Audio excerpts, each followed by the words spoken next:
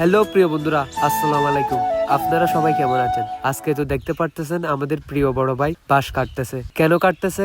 এখন বাঁশ কাটতেছি। বাঁশ কাটার পর গুড় গুলা ছোট ছোট করে নিচ্ছি। তো প্রিয় বন্ধুরা, আপনারাও শিখে রাখুন বিনি চুয়া কিভাবে তৈরি করে। এখন শুরু করলাম আমরা পানি দিয়ে চালগুলাতে গুড় দিয়ে একসাথে মিশাবো। তো কেটে নেওয়া গুড়গুলোকে আমরা চালের সাথে ভালো করে মিশাবো। হয়তো এগুলো আগের মানুষরাই খেত, কিন্তু আমরা ট্রাই করে দেখতেছি কিরকম হয়। আমাদের সাথে সাথে থাকুন, আপনারাও বুঝতে পারবেন এগুলো কি দিয়ে কিরকম কিভাবে তৈরি করে। দেখতেছেন এখানে অনেকটাই গুড় দিতে হয়। গুড়, পানি, কালো বিনির চাউল একসাথে মিশাতে হয়। এগুলো সবগুলো ভালো করে মেশানোর পর আবারও একটু পানি দিয়ে নেড়ে অনেকক্ষণ রাখতে হবে। এগুলো কি সব মিশিয়ে এখন খেয়ে নেব?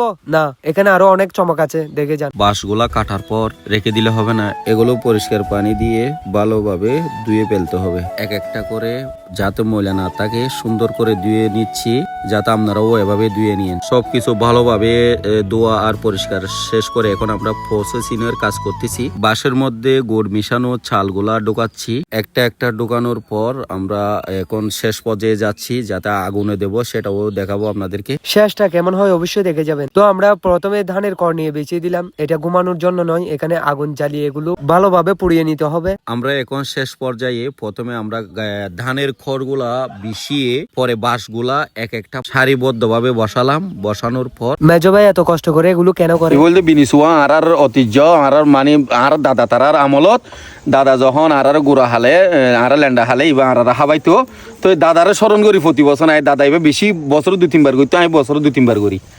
ইয়ান করি না দাদারা স্মরণ করি হায়দর আলীরই। তো আমরা খড়গুলোকে বাঁশের উপর চাপিয়ে দেওয়ার পর আগুন লাগিয়ে ভালো করে পুড়িয়ে নেব। এক প্রকারে আগুন জ্বালিয়ে সে আগুন দুই ধরনের উপকার করতেছে। প্রায় 20 থেকে 30টা পর্যন্ত আগুনে জ্বালিয়ে দেওয়া হয়েছে। এগুলো কেন বা আগুনে জ্বালিয়ে দেওয়া হয়েছে হয়তো আপনাদের প্রশ্ন থাকতে পারে। এই আগুন দিয়ে কালো বিনি চাউলগুলোকে বাঁশের মধ্যে সিদ্ধ করা হয়। আমাদের আগুন কিন্তু 2বার করে জ্বালাতে হয়েছে।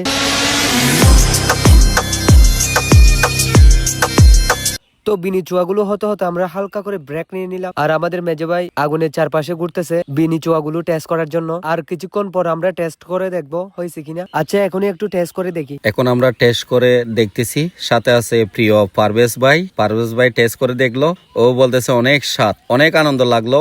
পারভেজ ভাইয়ের সুনামটা শুনে আমিও টেস্ট করে দেখলাম, অনেক টেস্ট, আলহামদুলিল্লাহ। তো প্রিয় বন্ধুরা, আমি ছিলাম ক্যামেরার পিছনে, আমিও খেয়ে দেখলাম, অনেকটা স্বাদ লাগলো। আজ প্রথমবার মেজো ভাইয়ের সাথে এগুলো খেয়ে অনেকটা আনন্দ পেলাম। নিজেদের হাতে করে খাওয়া অনেকটাই আনন্দকর বিষয়, যেটা আমরা না করলে বুঝতে পারতাম না। এই বিনি চুয়াগুলো খেতে কি কি উপকরণ লাগবে আমি আবারও বলে দিচ্ছি। বিনি চাউল, বাঁশ, গুড়, ধানের খড় সবগুলো একসাথে মিশিয়ে করে নিবে। তো প্রিয় বন্ধুরা, এতক্ষণ সাথে থাকার জন্য ধন্যবাদ। ভিডিওটি কেমন হয়েছে অবশ্যই বলে যাবেন। তো সবাই সুস্থ থাকবেন, ভালো থাকবেন।